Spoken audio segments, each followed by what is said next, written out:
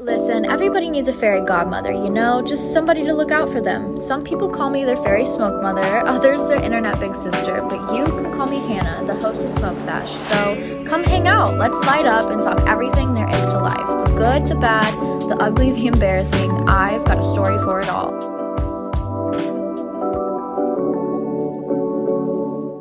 Hello, hotties of the world, and welcome back to another sexy little fun episode of Smoke Sesh. My name is Hannah, your host, and I'm so excited to be back with you all on this sleepy little rainy Tuesday that we have going on in Kansas City right now. The Midwest has been ransacked by storms recently. If you didn't hear about the tornadoes in St. Louis that have been going down, we have been getting the brunt of that storm front here recently, which honestly, outside of the whole tornadoes, end of the world disaster kind of vibes, has been pretty nice. It's been getting very fucking hot here lately, and I just love a moment to slow down, to chill, to be inside a little bit. I love that nature kind of forces us to really roll with the punches, and the same way nature takes moments to, water themselves, shut down a little bit. Sometimes we need that as well, and I have been busy little bee recently. I'm about to turn 26, so I'm like, holy shit, let me schedule every single doctor's appointment possible. Let me get my life in check in every single way that I possibly can think of.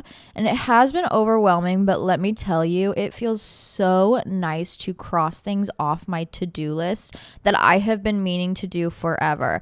There's something about the task paralysis that I've been dealing with and like trying to fight and trying to learn how it affects me since I was like, born. Hello. And I get overwhelmed with big tasks and I kind of psych myself out of them when in reality, they are the easiest things known to man. Like, bitch, go to the doctor, go to the dentist, go drop that shit off, go mail a letter. It's so easy. It takes like 5 minutes of your time. Why are you psyching yourself out? And I think it's mostly just because of my anxiety condition, which I'm hoping to heal here soon. I have my first ever therapist appointment in a while, not first ever, but I have it tomorrow and I'm very excited for that. I am forcing myself to go in person because I know that when there's a screen in front of me, and this is why I hate like interacting with people, like whether it's an interview or, doctor's appointment, like telehealth things, even counseling, therapy. I hate interacting between a screen because you're trying to diagnose the human body, the humanness of us. And I feel like when there's a screen in between those things, it really just diminishes that connection that I think is so important. So I'm holding myself accountable to go in person so I feel a little bit more connected to my therapist, and then maybe I'm a little bit more open to just opening up in general. But I'm very excited for that because my anxiety has been a little bit hectic lately. And I talked about this last episode, but I have been just trying to mitigate my anxiety in the best possible ways that I can really think of, which is accomplishing those hard tasks when they find their way to me, doing them despite the fear, understanding that no one's going to get it done but me. So just getting the fuck up and doing it scared anyways. Unfortunately, that is how adulting works. And that's really one of the biggest lessons I've learned this year, which is like, no one's gonna fucking hold your hand. No one's gonna do it for you. I know it's scary, but like it is, I fear, the only step. So get the fuck up and do it so then you can sit back, rest, and relax afterwards. So we are just accomplishing big things. Nothing super crazy to update you guys on. I pretty much worked all weekend, which set me free from the service industry. Please set me free from the service industry. I know I recommend the service industry for people who are like, I need quick cash now. I need to work a shift and make $200. Yup, that is the job for you, babe. Join the service industry. Like, it truly will be hell on earth, but you will walk away with so much money, which is why people get trapped in it, because the money is just so good. And you go to your shift and it's like an 8-hour shift. You blink, it's over, because you're just so incredibly busy the entire time. But it truly is starting to take a toll on like my body and my mental health. And I am like nearing my wits end with the whole service industry experience of my life. And I know I'm nearing the end, so I'm really just milking it for what I can, working as many shifts as possible, making as much money as I can until I completely burn out and know that I will need to quit. So that's really all I have been up to. A couple of you guys have been asking about my tattoo journey, my tattoo apprenticeship journey, and it's something that I've been working on for a while. I know you've probably heard me talk about it a million times now. You're like, babe, where's the job? Hello, you and me both are asking this. I just finished my portfolio, which I feel pretty confident in. The thing about a portfolio is whether you're applying for art school or applying for any sort of job in the art field, I think it's important, especially for me personally, like if I was grading art portfolios, to show not only your style, but also to show that you can do a wide array of styles, that you know the fundamentals of art, you know, color, lines, shading, shape, space, things like that, that you're aware of how that works. And especially when it comes to tattooing, aware of how that would work on somebody's body, that you can understand the different styles of tattooing, that maybe you don't hone yourself in on one style, but you're willing to open yourself up and work on so many different other things. So that took me quite some time to do, because I am a perfectionist, yes, safe to say, but I just finished my portfolio, so it is time. It's so scary. It's time to start pitching myself to tattoo shops. That's one of the things my anxiety has kind of psyched me out on. I am not afraid of rejection. I just get tired of it easily. I mean, we as humans, of course, are going to get fucking exhausted by rejection. And as we all know, the job market sucks right now. But I'm hoping a little bit, since the job market sucks, and I'm assuming less people have less money for tattoos, then maybe there's a tattoo artist out there who has more free time on their hands to take an apprentice under their wing, because essentially you are teaching them the basics of how to become an artist for free. And then the apprentice is basically working in the shop, setting things up, scheduling things, whatever it may take to ultimately pay off that teaching. So I know it'll be a big gig. I know it'll be something that I really have to commit myself to. And I'm hoping and praying when I do finally put myself out there that there is somebody who is kind enough to maybe help me out, show me the ropes, and take me under their wing. But yes, rejection. If you are going through the job application phase, I'm sure you know that sentiment quite dearly, quite dearly. Job market right now, shit. It really is just, it's not great. And a lot of people are facing a lot more rejection than they're used to. So let me tell you the key, the way to kind of get over rejection. Are you ready? Are you ready? Don't take it personally. Do not take anything regarding work personally ever. It's called work for a reason. It's not called your life's desire. It's called work. It's called a job. And I fear the more personally you take it, the worse time you're going to have, especially when it comes to your job, and especially when it comes to applying for jobs and being rejected. You being rejected for a job has nothing to do with your heart and your soul. You being rejected for a job has nothing to do with your persona, with who you are as a person. It truly has everything to do with the company. And if you are rejected by a place, the best thing you can really do, especially for your mental health and your mental well-being, and to keep the momentum, to keep the ball rolling, is to not take it personally and take it as a redirection. If they don't want you, and this goes for all aspects of things, specifically jobs, but it can go for relationship, friendships. If they don't want you, you are not supposed to be there. Period, point blank. I know in your mind you're like, I have this fantasy of working at this place and it's my dream job, and I really need a job and I've been wanting this forever. Sure, yes, valid. I'm sure a monk out there would hit you over the head and say desire is the root cause of all suffering. But if they don't want you, you are not supposed to be there. Very simple, very easy. You need to get that through your brain and remove the ego of it all, remove the attachment, remove that desire, and understand the right place will see you for who you are and hire you anyways. The right lover will see you for who you are and love you with all your flaws. Specifically right now, I'm going through this as I have been house hunting. I know, talking about the house hunting a lot. I have had such a desire to move out of my apartment, and I've kind of come to the conclusion that it's not going to happen. I don't think it's going to happen. If it does happen, that would be amazing. That would be wonderful, lovely, fantastic.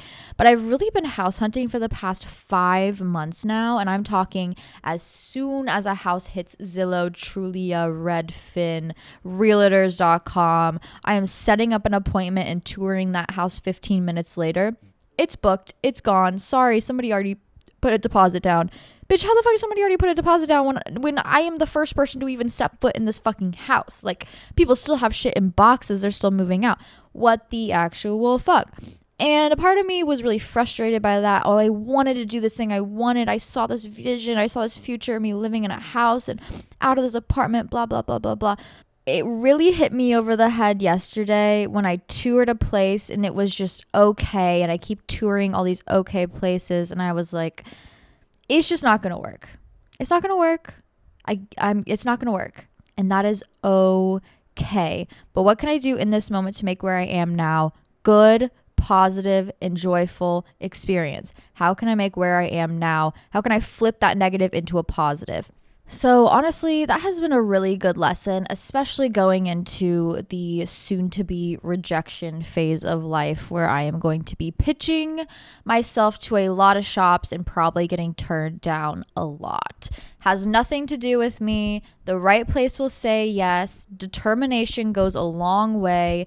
Don't get down on yourself. It literally has nothing to do with you personally. And especially when it comes to art, it can feel very, very personal. But it's like a lot of the times, oh, maybe they just don't have availability. Maybe they just don't have space. Maybe they're too booked up. They already have an apprentice, blah, blah, blah, blah, blah. There's a lot of factors outside of you that have nothing to do with you that are probably the root cause of why they're saying no.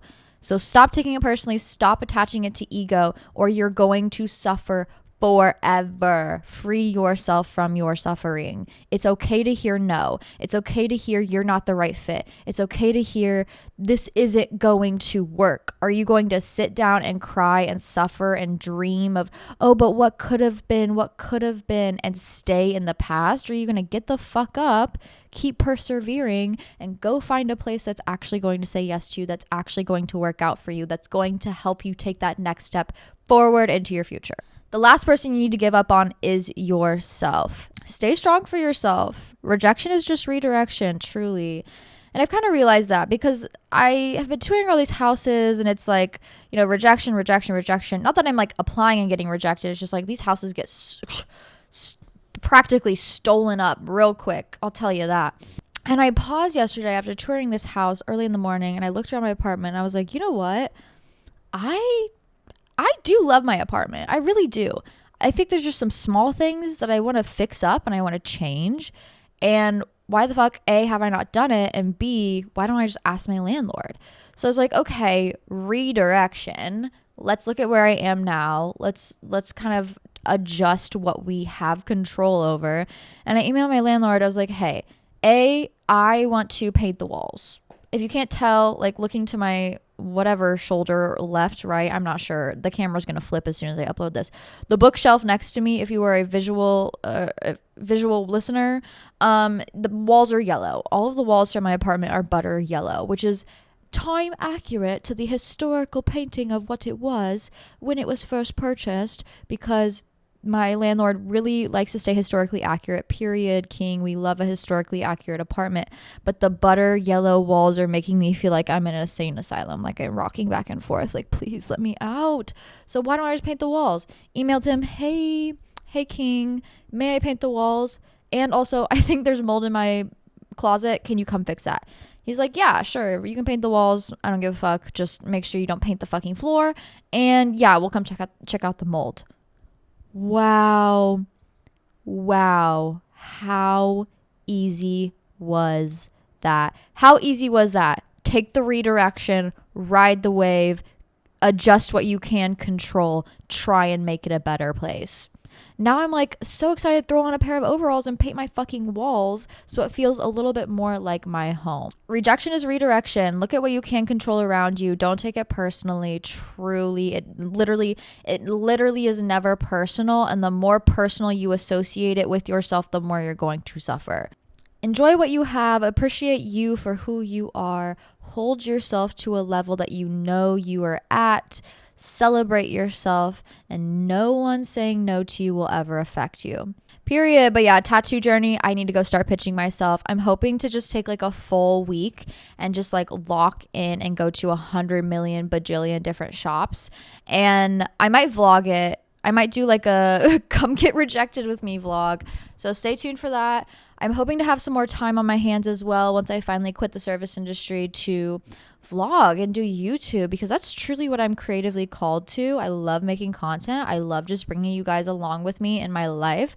I have been obsessed with, I think her name is Vanilla Mace, I think. She's a Twitch streamer, YouTuber. She cracks me the fuck up, and I'm like, I love this. She's inspiring. I would love to do shit like her. Like, I would love to just make silly little videos and hang out with you guys and bring a little bit of joy to your life. She kills me. But yeah, that's what's been going on in my life. That's your little life lesson for the day. Enough of my rambling. I truly just had like 8 shots of espresso this morning, and it's just go time in my brain. But enough of me. Let's get into what you guys have on your minds. My boyfriend had a really hard time with me when we were first dating because he's just, okay, Scorpio male. Yes, that's what I'm dealing with. That's what I'm dealing with on an everyday basis. Yeah, someone pray for me. Anyways, and I'm a Gemini. But he was like, he had a really hard time with me when when we were first dating, because he's like, you would look me in the eyes and tell me one thing, and then 30 minutes later, you look me in the eyes and tell me the exact opposite. And it was so confusing. Just like about how I felt. I'd be like, I hate guacamole. And then like 2 minutes later, I'm like munching down on a bowl, and he's staring at me like, what the fuck is this bitch going through? You know what I mean? Not me being like, I hate yellow walls, and I'm wearing a matching bright ass yellow tracksuit, velour tracksuit. Bitch.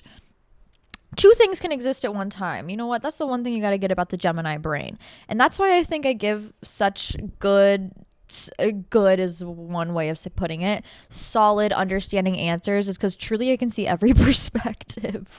Always. Do you have any tips/tricks for how you deal with limiting beliefs? I love your tips so much. Oh, thank you. You know what? I try the best I can. I realized I use a lot of metaphors, euphemisms, I don't know what the term is, essentially like imaginary scenarios to help put a big broad idea into a simpler term. This is how I view limiting beliefs. Limiting beliefs is like, okay, so you're standing in front of a well with a bucket, and you're standing next to a person who also has a bucket. Have you ever seen a well before? You all know what a fucking well is. I don't know. New age of technology. The wells are going out of style. I don't know if the girlies know what wells are anymore. Bitch, you're like, yes, we fucking do. Shut up. Anyways, so you and this other person are standing in front of the well, and you both have a bucket, and you're trying to get water. Now, what the thing with wells is they're so fucking deep in the ground, and the water's so deep in the ground, that you kind of are just like guessing. You know what I mean? The person next to you has limited beliefs about themselves. The person next to you doesn't believe in themselves. They don't believe that they can do the things. They get down on themselves, whatever. They go to drop their bucket in the water, and they lower their bucket into the darkness. They lower their bucket into the darkness. They keep lowering and lowering. And they're like, you know what? There's just no water. The well's dry. There's no water. I'm done. They quickly pull that bucket back up, throw the bucket on the ground, walk away. They didn't get any water. You have no limited beliefs. You believe in yourself endlessly. You know that anything that you want, you can make happen. You slowly lower your bucket into the well. You lower and you lower and you lower and you lower. And you know what? There's no water yet. But like, what the fuck? You already have the bucket in the well. You might as well just keep lowering the fucking bucket. So you keep lowering the bucket. You keep going. You're like, wow, I'm lowering this bucket for a long time. Should I just stop? Maybe the other person was right. You know what? Fuck it. We're still here. Let's just keep lowering. Bam. Water. Splish splash, bitch. Fill your bucket up. Pull it back up. Since you stayed there longer, you believed in yourself, you put a little extra effort in, guess what? Now you got a gallon bucket of water to take home to the family. Whereas the other person next to you went home dry as fuck. That is what limiting beliefs does to yourself. The water is there. That dream you have, that degree you want to accomplish, that small business you want to start, that belief in yourself is there. It is there. How much time and energy and belief are you willing to put in yourself in order to achieve it? Because you can't achieve anything. I truly believe that. I really do. And you know what? If you are a negative ass person and a hater, you're going to sit here and be like, that's a dumb belief. You can't do anything you want to do. Well, maybe you can't, but I can. Oop. Very simple. Simple. In this life, if you want to go far, if you want to achieve those dreams, those ideas that you have in your head, the only thing that you need is to believe in yourself, to keep lowering that fucking bucket, to stand strong beside yourself, to not listen to the noise around you of, oh, well, the well's just dry, just pull it back up. Oh, the limiting belief of, oh, you just shouldn't be doing this. Maybe it's not going to work out, blah, blah, blah, blah, blah. Listen to what your heart and your soul desires and go after it. That rejection that you face, the people being like, you're not good enough, we don't want you here, whatever it is, cool. Guess what? Redirection. I don't want to be around your negative ass people anyways. I'm going to keep persevering. I'm going to keep trying things. I'm going to keep putting myself out there. You will achieve that eventually. You will fill your bucket up eventually. It is just how bad you want it and how much patience you are willing to have to stand strong beside yourself.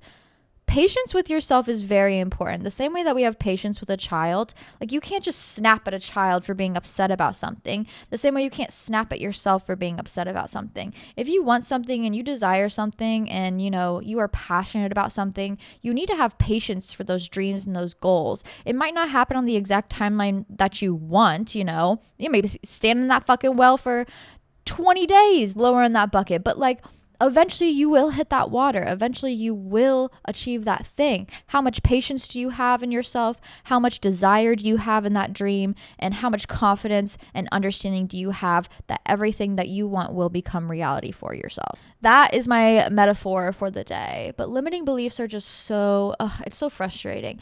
And I had a lot of limited beliefs about myself, and I realized that they were placed not by me. I have always felt that I had that dreamlike, childlike wonder within myself, and I always had big, lofty goals and dreams. I could do anything. I always believed that. But the people around me were what was putting that fucking noise in my head. So think about who your inner critic is. Where does that stem from? How can you silence that noise, Who put those beliefs in yourself that you can't do that thing, and how can you kind of reverse that? How can you release yourself from that curse that those other people put on you and reconnect with that childlike wonder? Because I think that's something that is so pure and innocent that I think all people need to carry within themselves. But there's always that one fucked up person that kind of comes through and kills that for you. So face that inner critic head on, release that negativity, and fill up your fucking bucket, bitch. Get in front of the well, put in some work. You will achieve that dream. Same thing with my tattoo apprenticeship. I don't know. I talk to my parents all the time. They put a lot of limiting beliefs in me, but it's more so on the side of caution. It wasn't that they didn't believe I couldn't do it. It's just that they wanted stability for me, which is something that I've never sought out for myself personally, which is something maybe I should seek out for myself. But I went up to them. I'm like, oh yeah, I'm working on my tattoo portfolio, and they're like, well, how much do tattoo artists make? Blah, blah, blah, blah. Are you even gonna get one? Da, da, da. And I quickly realized, whoa, I need to not share some things with them, and also like, they're definitely the people who put these limiting beliefs in myself, and that I need to stop listening to that harsh criticism because it's not based in reality. I know what's going on. I know how to do it. I know that I will get it done, and truly that is the only belief system that I need to listen to that actually makes sense, that will help me achieve this thing. I know I will get that tattoo apprenticeship eventually. Will it be in a day? Will it be in a week? Will it be in who knows how long? Like, there's no way to guess. But every step forward that you take, every action that you put forth will get you one step closer, will get you one step further down that path, closer to that water, closer to that full bucket. Very country of me to bring up wells. What the hell? I guess speaking of rejection, how do I not worry about getting a text back from a man? Love you dearly, queen. If that man's not texting you back, he truly doesn't give a fuck about you. Truly, truly. Oh, I just fell asleep. Oh, I had a late night out with the boys. Oh, sorry. Sorry, it's been a day. I've just been so caught up with football and my job and like hanging out with the boys. Bitch, shut the actual fuck up. If he wanted anything to do with you, he would be locked into that text conversation as if it was paying $100 an hour. I don't make the rules. I just observe what is truth and tell you what the fuck's going on. If you are worried about receiving a text back from a man, you have your priorities wrong.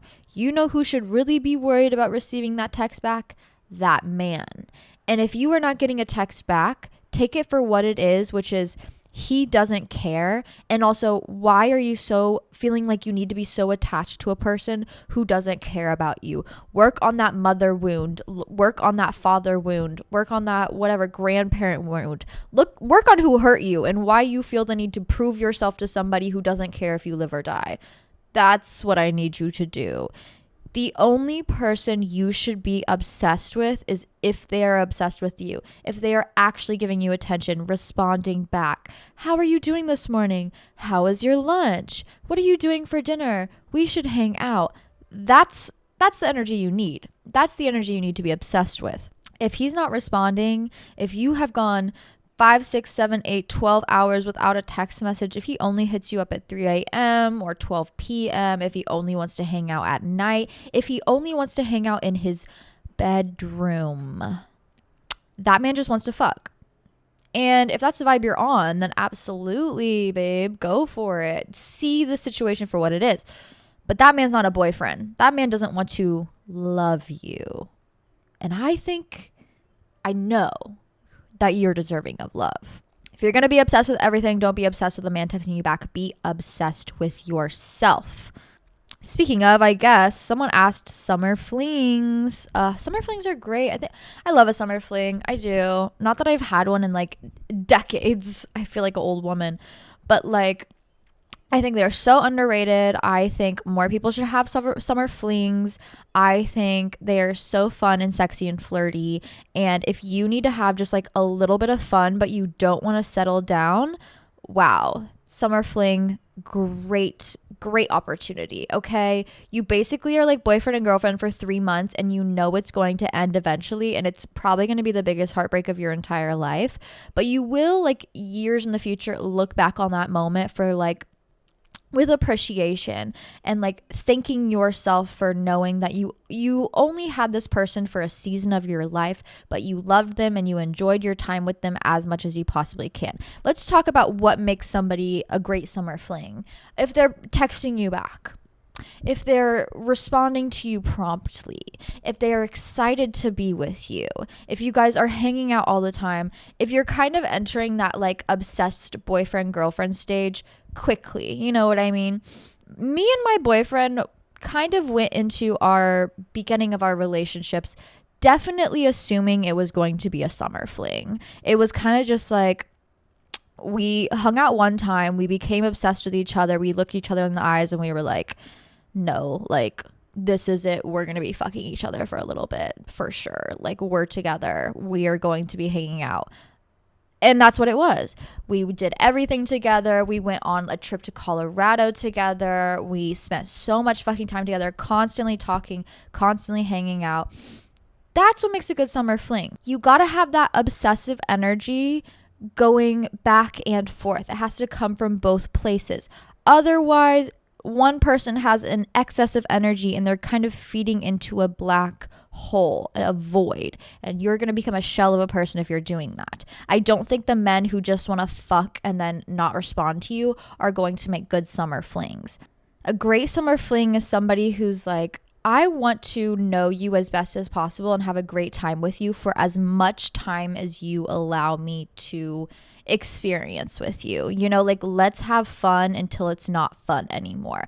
That's the energy you need for a good summer fling. You also need somebody who wants to leave the fucking house. What the fuck is a summer fling that you're only hanging out in their bed? I've definitely had a summer fling like that where it's like, girl, it is 95 and sunny outside. Why the fuck am I not in a bikini at the pool? And why am I naked in your bed that has no sheets? And you don't want to leave? You don't want to leave this hot ass, sweaty ass bed. What the fuck is going on? I'm bored. I'm bored. A summer fling is not going to have you bored. They're going to be like, let's go to the park. Let's go do this thing. What do you want to do? Do you want to go out? You want to go to the pool? Blah, blah, blah. And if you're the person with the ideas, which I think there has to be like one idea man. If you're the person with ideas and you're like, let's go do this, let's go try this, let's go strawberry picking, let's go, you know, to the market, they're going to be like, yeah, let's fucking go. I'm down. Let's do it. A summer fling is always down, always down. They kind of just are like a seasonal boyfriend. You know, think a seasonal job, seasonal boyfriend, but you both know it's coming to an end. Now, when it comes to the end of the summer fling, you really need to know what it is. You really need to hold those boundaries in place because the summer fling should not exist outside of the summer. And if you stay with a summer fling, you will quickly realize that. Now, I know I said, my boyfriend, we were only supposed to be a summer fling. Well, that's because we continued into the winter, the fall, the next spring, and we were still having fun.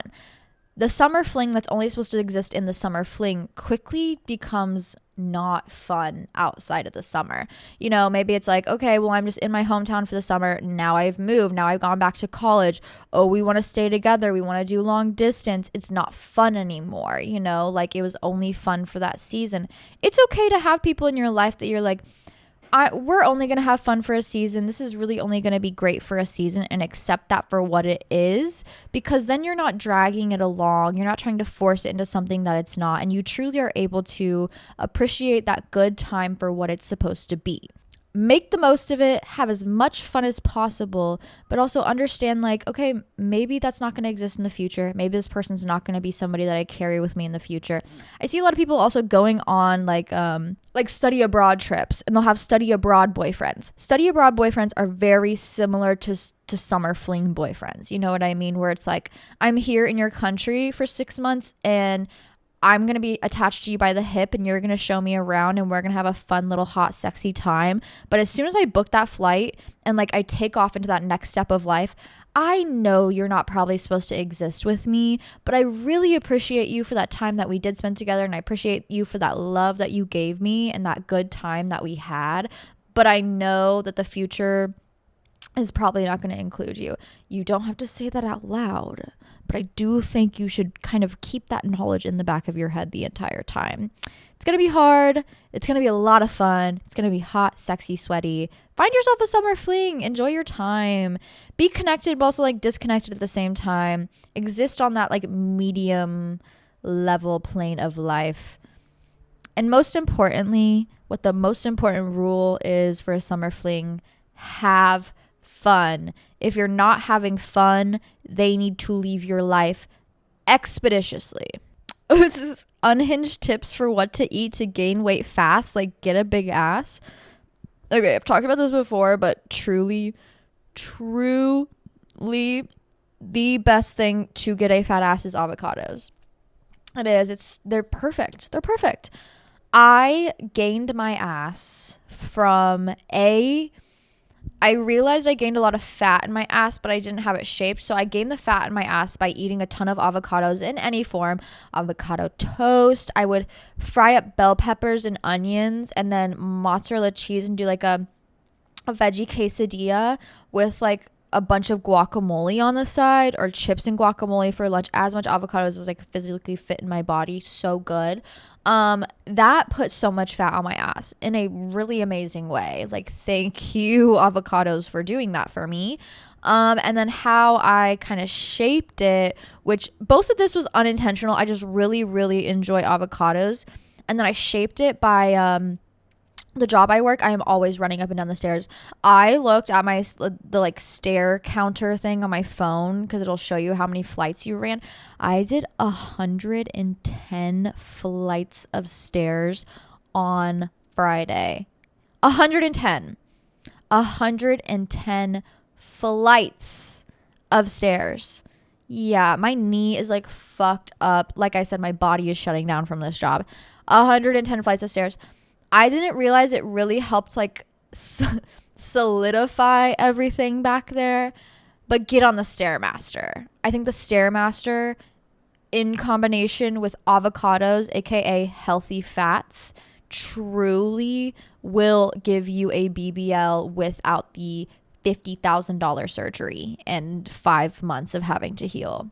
You will have a fake Kardashian ass, but it's real. And that's kind of a flex. Why am I not horny anymore? I don't feel right. For real, I'm 20 and not horny. I feel numb as fuck.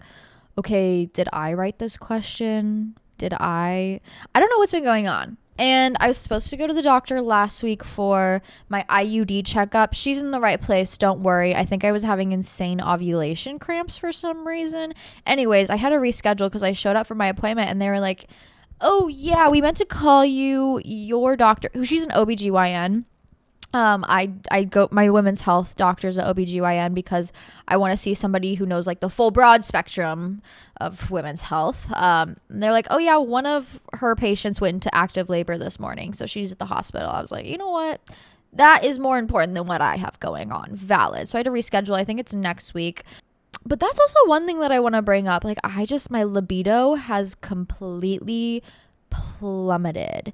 And it's not so in like a scary way. I am like still horny. Like, I can still get wet. I can still, like, if all the elements are right, like, we're good. But I'm not as like crazy horny as I was when I was younger. And now that I'm saying that, I think that's normal. Now that I'm saying that, I genuinely believe that's normal. I think it's probably supposed to level out because the horniness that I was feeling when I was like teens to early 20s was like, girl, you do not need to be putting yourself in that situation just because you're ovulating. Like, that is scary. That is scary. You do not need to be doing those things just because you're horny. Like, please, for the love of God,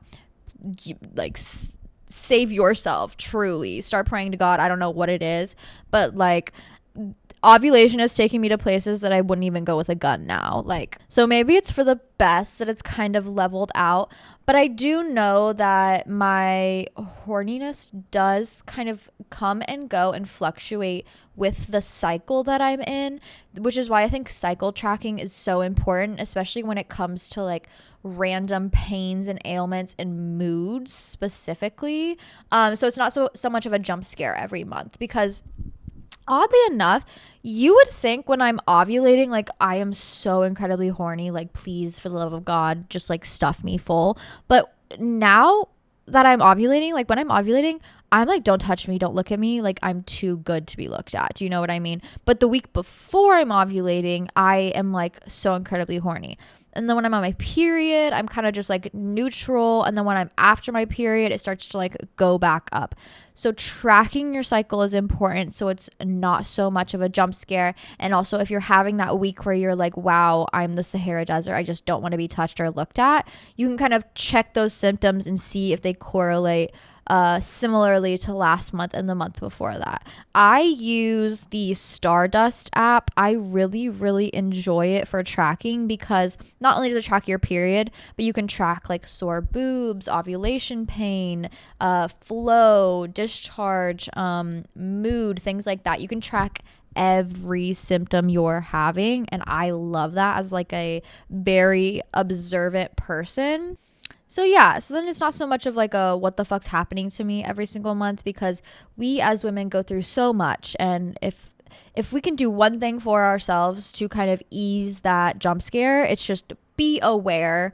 Be aware of what's going on. I think being aware of your body is powerful and knowledge is powerful. So the more that you can give yourself that and like not be afraid of the process that you're going through, the easier time you will have. I feel like since being a woman and having your period and all of that is based so much in pain, it took a long time for me to want to address it, because when you're in pain, you don't want to address it. You know, like it's something that you don't really want to take on or understand. It's kind of just something you want to get over. And since it is so painful, I kind of was very avoidant of like womanness in general for a long time, until I realized like, wow, being aware of your cycle, being aware of how hormones affect you, and just having that knowledge about yourself truly is powerful and does bring a lot of peace of mind. A lot.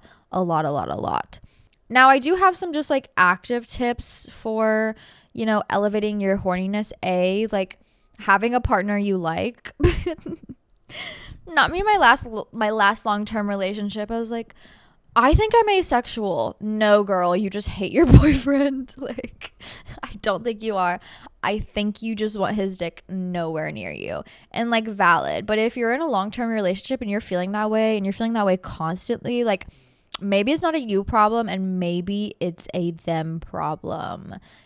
Maybe it's a them problem. I mean, talk that out with your partner. Please don't cheat on anybody, and, you know, handle that yourself. But sometimes it can be that bad partners, bad sex in general. Of course, if you know you're not getting dick down right, you're not going to want to get dick down. Or like even with girls, like if you're not going to get your pussy ate correctly, then why would you want to get your pussy ate? So that also, I think, unfortunately, I know, annoying, working out really does help with your libido. It does help with the hormones and just like building up positive chemicals in your brain, and also regenerating energy. And when I was doing Pilates consistently, I was hornier than I have been ever, truly. I also think that correlated with, I just felt better about my body. So I felt more comfortable during sex. I felt powerful, strong. I could bounce on top a little longer. You know what I mean, girls?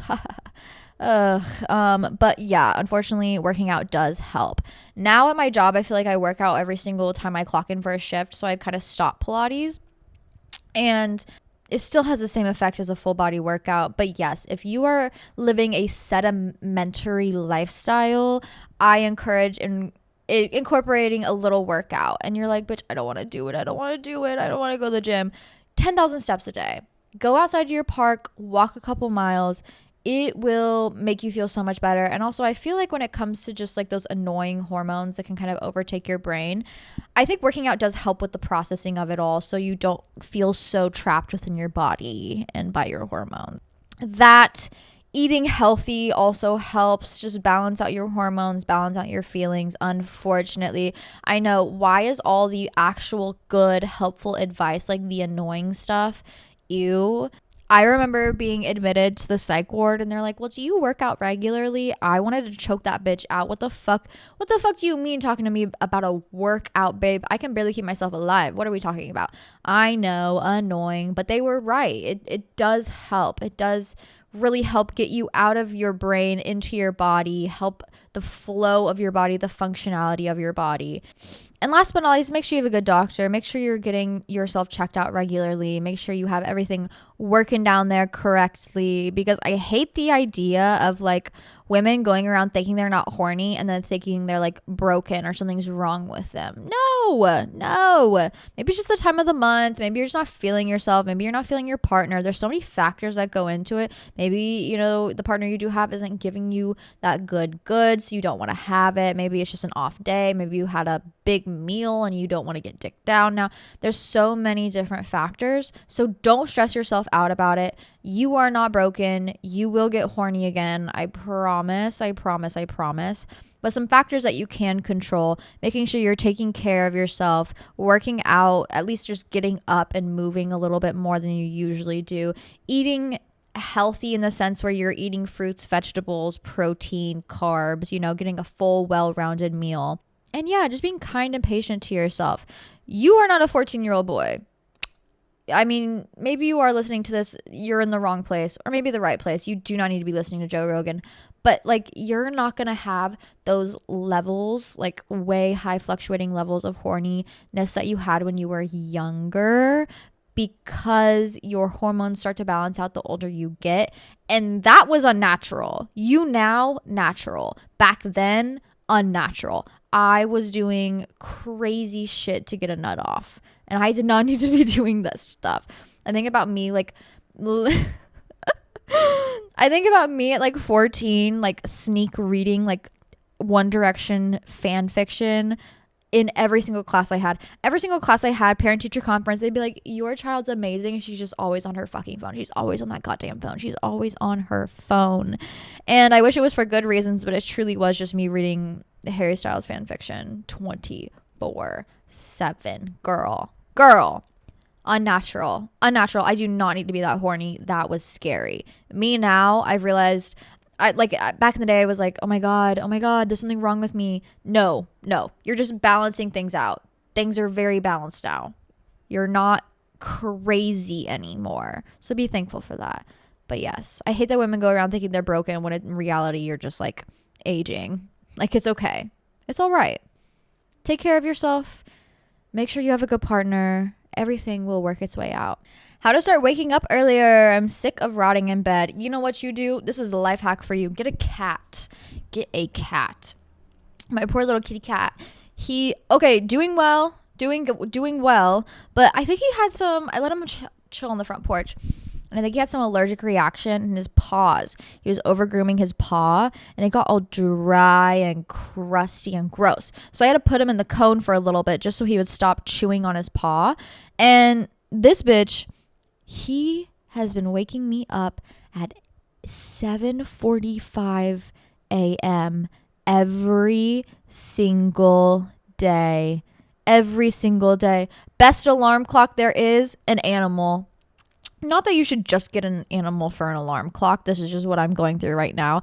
They will get your ass up. If they want your ass up, they will get you up. This bitch comes into my bedroom and he'll crawl all over me. He'll step on my head. He'll just crawl on top of me. He'll meow loudly in my face. He'll take one toenail and poke me. If there's any skin showing out from under the blanket, he'll take one toenail and just poke me until I'm fuck it, okay, fine, I'll get up. You know what I mean? Apple alarms, they don't do that. They don't have that same effect. And at first it sucked. It truly did suck. But now that it's been happening more often and I'm getting used to waking up early, it's not so bad on me. And unfortunately, a lot of adulting is just doing things tired anyways. So if you don't have a cat, you don't have to get one to be an alarm clock. That's just what I'm going through. Maybe set 15 fucking alarms for every 30 seconds and set them at random increments. So set one at if you're trying to get up at 8 a.m., okay, set one at 8 a.m., then set one at 8 a.m. in 30 seconds, and then set one at 8:02, and then set one at 45 seconds after that. You know what I mean? So it's not 5 minutes, because 5 minutes is enough time for you to fall back fucking asleep. Do it 1 or 2 minutes or a couple seconds. And do it randomly. So then your brain is not able to get used to the pattern or routine. And it's okay, fine, now I'm annoyed. Now I'll just fucking get up, whatever. And you're going to be exhausted the first couple weeks that you're doing this. But eventually your brain will get used to it and it'll just become part of your routine. Truly. You got to give it time. You got to stand strong beside yourself. And what are you afraid of? Being a little tired? Yeah, okay. You can take an afternoon nap. You know what I mean? But get the fuck up. Get up. I love having early mornings. I will work my ass off at my job and I will get home at 12 p.m. But I've had a Red Bull at 6. So I'm up until like 2:30, 3:30, and then my alarm, aka my cat, gets me up at 7:45. Those mornings are rough, but best believe my ass is up. My ass is up. She's chugging as many coffees as she can. She's doing the dishes. She's getting laundry done. She's vacuuming, I'm kind of just running away from the tiredness. But you got to do what you got to do. And a lot of adulting is just doing it tired. So don't be afraid of being tired. Oh, this is interesting. Can you talk about the art of balance in everyday life? Yeah, if I'm being honest, those baddies you see online, that's like daily routine. I wake up, I have 2 eggs with toast and a slice of avocado. I never eat too much. I eat the perfect amount of food every single day. I work out every single day. I take care of myself. I eat my vitamins. I shower. I blah, blah, blah. That is American Psycho. That is not real. That is not real. That is not every single day for them, because best believe they're going to want that fat ass burger at some point. Okay. They're going to eat that. They're not going to vlog it. They're not going to post it. They're probably going to want to not work out one of those days. They're not going to vlog it. They're not going to post it. That's not how real life is. These days in my life where it's like perfect, picturesque, all these things that people are trying to live up to, it's not real. You can't live that life. The person filming that is not even living that fucking life. I know I preach on here. I'm like, take care of yourself, eat good food, work out. That's in moderation. Like to do so whenever you feel the need to do so. I understand that's not going to be an everyday activity. I talk about waking up early. Sure. Some days there's going to be days where I sleep until 10 o'clock. It is what it is. Real everyday balance is some days you're going to be kind of different than others. It's kind of the balance of scales where one day, you have one scale that's like the healthy side. You have one scale that's kind of like we can say unhealthy, but I don't like that term. Unhealthy in a societal way scale. And it's like, sure, one day you may be able to do that perfect morning routine, eat healthy all day, go to the gym, live your day perfectly. Fantastic. Okay, that scale is now lower than the other one. You've put more weight into it, but maybe a couple days later it fluctuates and you do want that burger. You don't feel like eating out. Okay, cool. Now the scales shift. It's a natural balance of those scales shifting. I don't think you will ever find a perfect equilibrium balance, because life is chaotic, life is messy, life changes, emotions changes. That's just how it is. And when you're trying to live this perfect cookie cutter lifestyle every single fucking day, you're going to feel like a failure every single day because you're not adjusting with how you're feeling in your everyday life. You're not going to feel like, showering, doing every fucking thing, shower every single day. You're not going to feel like shaving every single day. You're not going to feel like working out every single day, eating healthy every single day, getting those 10,000 steps every single day. Some days you can barely get out of fucking bed. I understand that. I'm a real ass human being. I understand. Some days, there's days where you're just like rotting in bed all day and ordering DoorDash. Like, I get it. You're human. You're gonna have those days. But if you think balance is not having those days, you're gonna feel horrible, awful, bad about yourself when you do need those human days, when you do need those relaxation days, when you do need a day to just catch a break. I am so glad that I gave myself the freedom of understanding that balance is good and bad. You're going to have that at any point in time. Leaning too far into one thing is never a good thing, but having both of those is what creates balance. Or like, yeah, Friday I woke up, I deep cleaned my entire apartment. I did all my dishes, I did all my laundry, I mopped the floors, bitch. I put like tile sealant in my bathroom. Hello, what the fuck? Like grout sealant. Hello, what am I even doing? I was hardworking. I then clocked into my 8-hour shift, worked that, went to bed at 1 a.m. So exhausted, but I had a really busy day. Next day I wake up, guess what?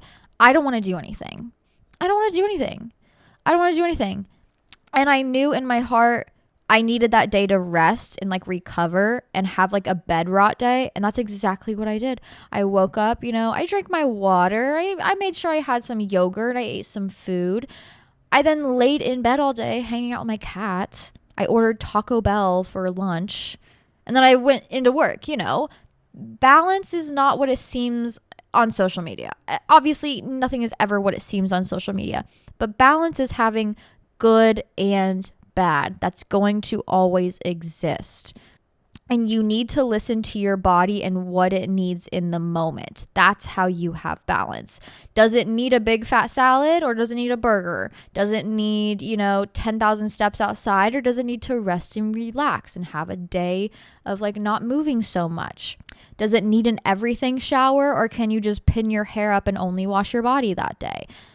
Balance is reading the signs and signals and giving your body what it needs in that moment, listening to those instincts and giving it what it needs in that moment. That's how you find balance in life. Truly, truly. I mean, having routine, healthy activities will help maintain that balance and will give your day-to-day life a sense of balance, such as just like eating healthy, trying to get some movement in. But I think those days where you don't want to move are as valid as the days where you're doing 10 times the amount of movement. Do you know what I mean? And I think people are really hard on themselves and don't take those rest days. Don't listen to their body when they're exhausted. Don't listen to their mind when they're exhausted, because they're forced to work at this level that is just not maintainable. This healthy level that is just not functional for the average human being who is working a 9 to 5 and can barely afford rent. Like, it's okay to understand that we're human and we're going to have different needs at different times. You're not always going to be able to guess how you're going to feel in the future, but how do you feel right now? Yeah, now. Listen to your body, give it what it needs. Read the signs, signals, and cues, and do not deny yourself anything ever, and you will feel like a very balanced, functional human being. How do I be less of a man hater? I'm not the one to ask. I really am not. And like, here's the thing. People think I'm a man hater as if like I had a bad father. No, I'm a man hater because my father is the best man that I have ever known in my entire life, and truly nobody can ever live up to him. So yeah, I hate most men that I interact with because you're a piece of shit and don't even know how to open a door for a woman or give them general respect. Hello, what the actual fuck? I grew up seeing the way my dad treated my mom, and I was like, oh, these men can't fucking compare. Ever. Ever, ever, ever, ever. I also think me being a man hater has kept me safe. And I think being a man hater is safety. If you assume every man is innocent and fantastic and amazing and perfect, then you are going to be in for a massive, massive jump scare. And I think that jump scare is just not necessary. I think men should prove their way out of jail and then be able to go from there.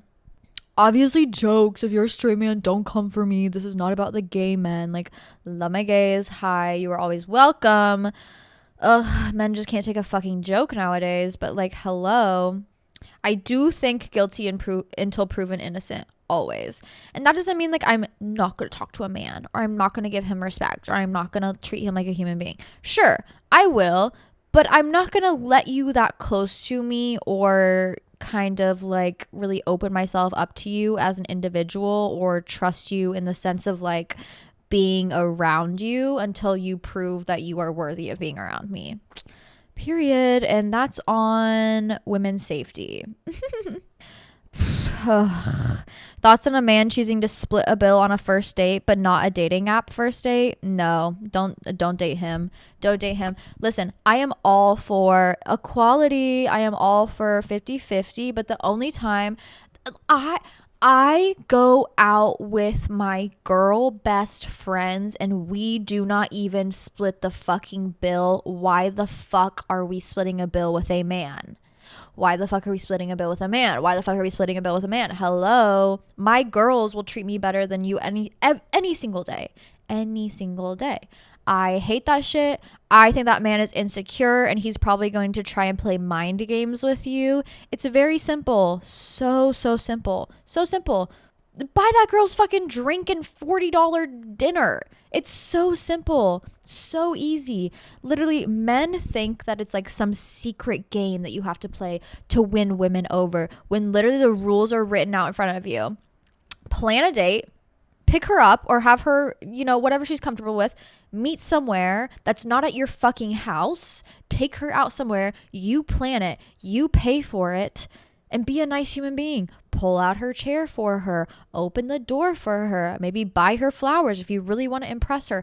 These are things that men have known since the dawn of fucking time. And they still think like, oh, well, maybe there's a secret little thing that I can do to, maybe win her over. No!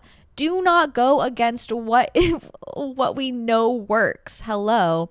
And splitting the bill doesn't work. I would not text that man back. I would not trust him to take care of me. I would not trust him to, be a good partner in general. Hello, if you can't be a little selfless on a first date, then what the fuck are you going to expect 5 years from now? Oh, I have to prove my worthiness to you over $50? Go fuck yourself. I hate that shit. You should never split a bill with a man on the first date. And also, if you're going out to a restaurant on a first date, I highly, highly, highly, highly recommend seeing how much he's tipping the waiter, waitstaff, waitress. If you're on a first date and, he's paying, obviously, duh. When the meal ends, be like, okay, babe, just go outside, go grab the car, or I'll meet you outside. I'm going to go use the restroom, just very quickly. I'll be right back. Go use the restroom and then go walk by the table while he's out front or at the entryway. Check the bill, see how much he's tipping. If that man is tipping less than 20%, I don't think he's a man worth being around. Absolutely. I mean, if the waitress was shit, and listen, I'm a waitress. I understand some days I am not on my best performance. I'll take a 15%. I'll even take a 10%. I get it. But if you're on a first date, you have a lot to prove always. And I think when it's a low tip, that is a massive, massive red flag always, especially as a waitress. Because when I'm going out to eat, you can give me shitty service. I am always tipping 25%. It's who I am, baby girl. Like, I see you sweating, running up and down those stairs. I feel for you. I don't even care that you missed my second drink or whatever. At least it's not on the bill. I'm still tipping 25%. I do not give a fuck. Also, straight men love to argue, oh, so you expect men to have all this money to be able to take women out on dates? No! Bitch, you can plan a $5 picnic park date and avoid the fucking bill. Hello? It takes a little bit of thinking. A little bit of thinking. It takes literally no thinking at all. It doesn't even take any money. It just takes desire and commitment to a good time. Women are not asking for much, and yet you claim we are the problem and then split a $50 check with a woman. Death. Someone asked soulmates? Like, do I believe in them? Yes, but I don't think soulmates are... we should call them seasonal mates. I think we should call them seasonal mates. Soulmates... I think they're out there, but like, I don't ever want somebody to believe that like if they lose somebody that they think was a soulmate, that they will never, ever, ever, ever find anybody similar or like on soulmate level. I don't think that exists. I think soulmates aren't like one person that you're constantly out there searching for. I think we have like a handful of soulmates out there. Does that make sense?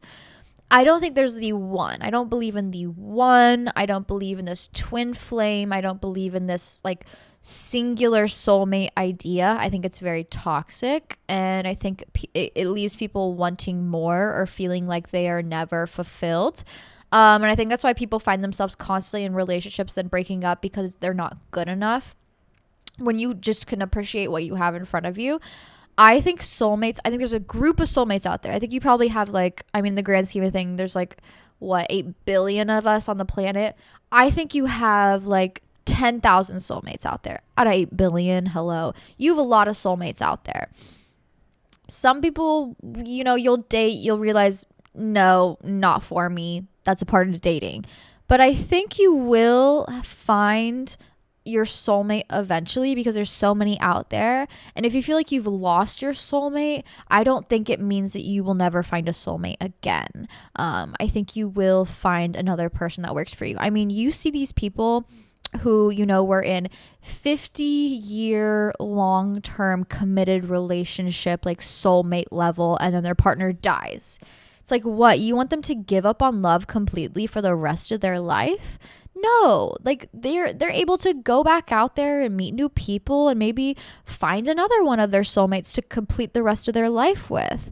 I think that's totally valid and totally real, and there are those people out there. If you feel like you've gone through a breakup and you've lost your soulmate, I don't think that means you should give up on love and lay down or like constantly pine after your ex who wants nothing to do with you. I think it means go out there and find your next one, find your other one. I think we have multiple soulmates out there.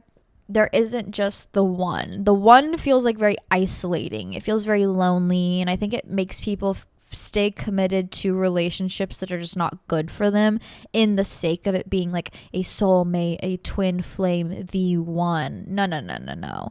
There's so many of those out there. And if you feel like you are not in a good relationship, go out there and find your soulmate. Or if you feel like you've lost your soulmate, that's okay. There's many more out there that you will eventually find, that you will eventually meet, and that will bring so much love and light to your life. So do I believe in soulmate?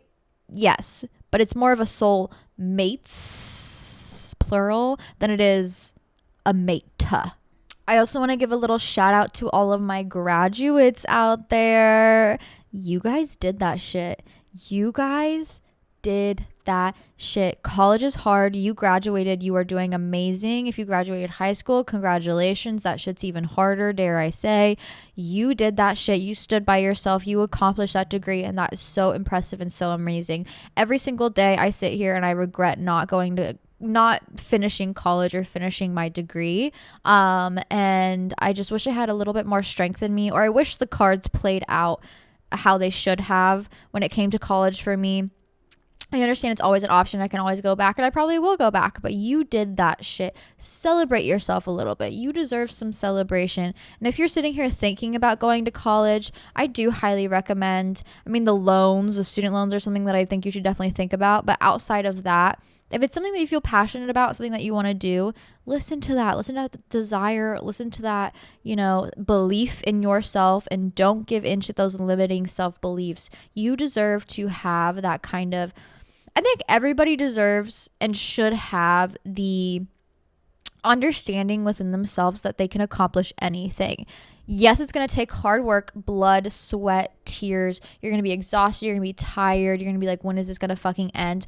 But you will get there eventually. Do not give up on that belief in yourself. And you walking across that stage is a proof that belief in yourself will get you far, will get you that accomplishment. And you did that shit. Period. Congratulations, boo. I love my educated smoke sesh baddies out there. Thank you for being you. Thank you for standing strong beside yourself. I love you. Congratulations. But with that being said, we are rounding out the end of our episode here. I know. I had so much fun with you guys this week, though. One last thing that I want to leave you with you guys, just a little bit of hope and inspiration for you all as we enter this next week in our lives. The earth is heating up. It's getting hotter. We're entering summer, and summer has this freedom aspect to it that I think is so potent and wonderful, and that energy is just so abundant. Life around us is buzzing and moving a little bit more than it does in winter. And if you feel like you are missing that energy, or you need that boost of energy, utilize this summer the best you can. I think summer is a great time to take those risks, whether it's like in love or life or career or in self, to take that risk in believing in yourself, to take that risk in standing true beside yourself, to get outside, to go live your life, to plan that adventure, to take that career risk, to work that seasonal job, to do that 10,000 steps a day outside, to just get off your couch and get out there. It is a potent, fulfilling energy, and I think it is something that we all need to be utilizing a bit more than we have been. I know I have in the past couple of weeks just been outside more, accomplishing more things, utilizing, the powerful energy of the sun to accomplish tasks, accomplish goals, to get the fuck up, to do it even if I'm tired, to do it even if I'm scared, to do it even if I don't believe in myself. And I have done so much within these past couple weeks, within this past month, as we are entering summer. It has been so incredibly life-changing. It has been helping me with my anxiety. It has been helping me with my depression. It has been helping me with just like my overall healing completely. Now is not the time to sit back, to stop moving, to stop swimming, to stop putting that energy into yourself. And if you don't know where to source that energy, source it from outside, source it from the sun. The sun is a powerful tool. On this little cloudy, rainy day, I'm realizing just how powerful it is. Usually I wake up in the morning and I go and I sit outside in the sunshine with my kitty cat for about 10 minutes. And it's so rejuvenating and revitalizing. And summer as a whole is just rejuvenating and revitalizing. Listen to yourself, listen to your gut, listen to those ideas that you want, those dreams that you have. Don't let any rejection turn you down. Don't let rejection of yourself turn you down. Listen to those dreams that you have, that you've had since you were a kid. Give into that childlike wonder and go out there and take the world by storm. You deserve it. Everything you've ever wanted is out there waiting for you. How bad do you want it? Get up, go get it. But with that being said, I love you all so much. Follow me on Instagram at Hannah Marlene if you want to submit your question. You can always just DM me there. Comment in the comments below your question if you feel like it. And if you want to see more from me, join the Patreon at patreon.com/smokeseshotty. I do extra content every single week. But I love you all so much. Stay sane, stay sexy, and I'll see you all so soon. Mwah.